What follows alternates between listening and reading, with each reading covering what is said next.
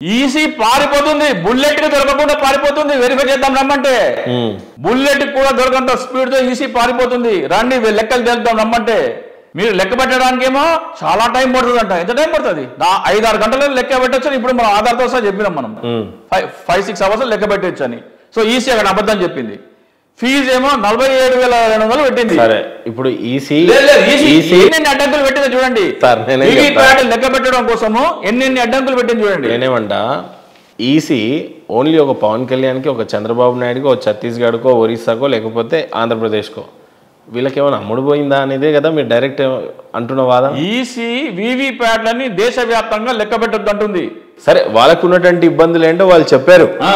Only ఈ రాష్ట్రాలకి కుంటి సాకులు 27 రాష్ట్రాల్లో లేనటువంటి ఇబ్బంది ఓన్లీ ఏపీ ప్రజలకి ఏంటి అంటే తట్టలేదేమో, వాళ్ళు తట్టలేదేమో. ఇప్పుడు సిజేఐ కూడా వాళ్ళ ముందర పెడితే చాలా టైం పడుతుంది sir, it's time consuming and లెబోరియస్ అంటే ఓకే అన్నారు. కానీ వైట్ ఇస్ లెబోరియస్ అని అడగలేదు కదా. సరే, ఏమైనా పవన్ కళ్యాణ్ గారికి కంగ్రాట్స్ చెప్తారా మరి? ఎందుకు కాంగ్రెస్ చెప్తాము? గెలిచినటువంటి పాస్ అయినోడికి ఎంత కాపీ కొట్టి నీట్ ఎగ్జామ్ ఒకటి పెట్టినారు, పేపర్ లీక్ అయింది అంటే ఏ క్వశ్చన్ కూడా ఈ విజయానికి మీరు ఏ మాత్రం కూడా హర్షించారు. నేను ఈ రోజు కాదు, ఇన్ని ఆధారాలు బయటపడిన రోజు కాదు, ఎన్నికలైన 3వ రోజునే చెప్పాను ఇది ఈవీఎం ట్యాంపరింగ్ అని. ఇది ఎన్నిక కరెక్ట్ కాదు. జగన్మోహన్ రెడ్డి 100+, 100+, అంతకంటే తగ్గదు. 125 మధ్యలో. కలిసారా ఓడిపోయిన తర్వాత జగన్మోహన్ రెడ్డి? ఒకసారి వెళ్ళి జస్ట్ కలిశాను. అదే ఈ మొత్తం 164 స్థానాలు ప్లస్ 21 లోక్సభ స్థానాలకి అప్లై చేయండి అని. ఎందుకంటే నేను పట్టించుకున్నారా? ఆయన ఎవరికో చెప్పమని చెప్పారు. చాలా మంది, చాలా క్రౌడ్ ఉండింది ఆ రోజు, ఫుల్ హెవీ క్రౌడ్. లోపలికి వెళ్ళడానికి 4 hours పట్టింది, అంత క్రౌడ్. చింతా రాజశేఖర రెడ్డి గారిది ఏంటి భవిష్యత్ ఏంటి?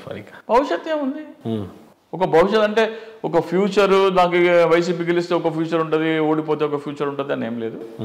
డెఫినెట్గా ప్రజాస్వామ్య విలువలు కాపాడాలి. కానీ చాలా మంది వైసీపీ నుండి చింతా రాజశేఖర రెడ్డి గారికి ముడుపులు అందుతా ఉన్నాయి. ప్రో వైసీపీ చింతా రాజశేఖర రెడ్డి గారు అనేది బాగా కనిపించింది బయట. ఆ మచ్చని ఎలా తుడుచుకుంటారు? ఈ విషయము జనసేనలో కూడా ఎవరు నమ్మడు. మీరు అంటున్నది జనసేనలో కూడా ఎవరు నమ్మరు. అయ్యో, ఆయన 2-3 వేరే అనలిస్టుల పేరు చెప్తారు, వాళ్ళకి అందుతున్నాయి. కానీ చింతా రాజశేఖర్ ఈ విషయాలు మాత్రం మనం అనడానికి లేదు. జనసేనలు కూడా ఒప్పుకోరు. అంటే సొంతంగా అంత ఫ్రస్ట్రేషన్తో చంద్రబాబు నాయుడు మీద, పవన్ కళ్యాణ్ మీద పోరాడడానికి మీరు బయటకు వచ్చేసారు. ఆంధ్రప్రదేశ్ రాష్ట్రం పసిగుడ్డు గుండెలలో గుణపం దింపింది చంద్రబాబు నాయుడు ప్రత్యేక హోదా విషయంలో. అందుకని చంద్రబాబు నాయుడిని నేను వ్యతిరేకిస్తాను కాదు, ఏమాలే ఇంకంతకంటే మన వర్డ్ ఉంటే అది. ఆంధ్రప్రదేశ్ రాష్ట్ర ద్రోహి. భారతదేశానికి పాకిస్తాన్ ఎంత నష్టం చేసిందో అంతకి 1000 రెట్లు ఆంధ్రప్రదేశ్ చంద్రబాబు నాయుడు నష్టం చేసిండు ప్రత్యేక హోదా విషయంలో. పరిశ్రమల ఏర్పాటు కోసం అవసరమైన ప్రత్యేక హోదా ఒక నష్టపరిహారం హక్కుగా రావాల్సిన దాన్ని నాకు అక్కర్లేదన్నాడు. ఇప్పుడు కూడా దాని గురించి మాట్లాడలేదు. చంద్రబాబు నాయుడు మైండ్ సెట్ చెప్తా. మొన్న ఫలితాలు వచ్చినాయి. బీజేపీ ప్రభుత్వం ఏర్పడాలంటే నితీష్ కుమార్, చంద్రబాబు నాయుడు ఇద్దరు సపోర్ట్ చేస్తేనే ఏర్పడుతుంది, లేకపోతే ఏర్పడదు. నితీష్ కుమార్ ఏం కావాలని అడుగుతున్నాడు? మా బీహార్ రాష్ట్రానికి ప్రత్యేక హోదా కావాలంటున్నాడు. ఆయనకి విభజన హామీ ఏం లేదు, పార్లమెంట్లో వాళ్ళకి ఏం హామీ ఇవ్వలేదు. రాష్ట్ర విభజనలో వాళ్ళకు ఒక రాజధాని కోల్పోయి వాళ్ళేం నష్టపోలేదు, ఉపాధి కోల్పోయి ఏం నష్టపోలేదు. అయినా కానీ మాకు ప్రత్యేక హోదా కావాలి అని ఈయన అడుగుతుంటే ఈయన మనుదిన పాములకు గమ్మునుంటాడేంటి? నాకు 5 మంత్రి పదవులు కావాలంటుండు, అమరావతికి ఫండ్స్ కావాలంటుండు, ప్రత్యేక హోదా నోరెత్తడే.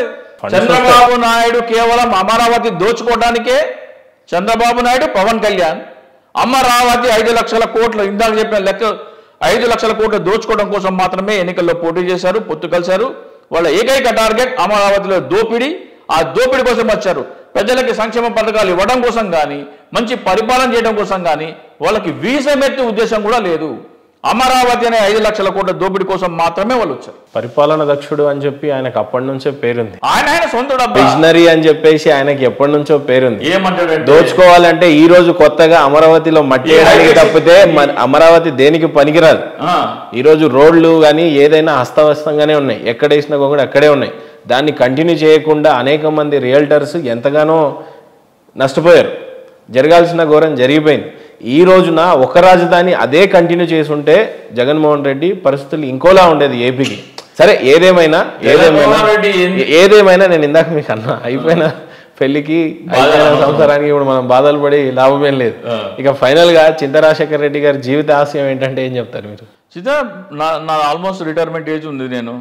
నేను ఇట్లానే కాలక్షేపం చేసుకుంటే అనాలిసిస్ చేసి ఇట్లా మీలాంటి వాళ్ళు పిలిస్తే నిర్భయంగా భయం లేకుండా మెడ మీద కత్తి పెట్టినా కానీ అదే మాట మాట్లాడతాను. నేను మాట్లాడాల్సిందే మాట్లాడతా. సూపర్ సార్, మీ ఆశయం చాలా గొప్పది. ఆంధ్రప్రదేశ్ రాష్ట్ర ప్రత్యేక హోదా సాధన దానికోసం మాట్లాడతా.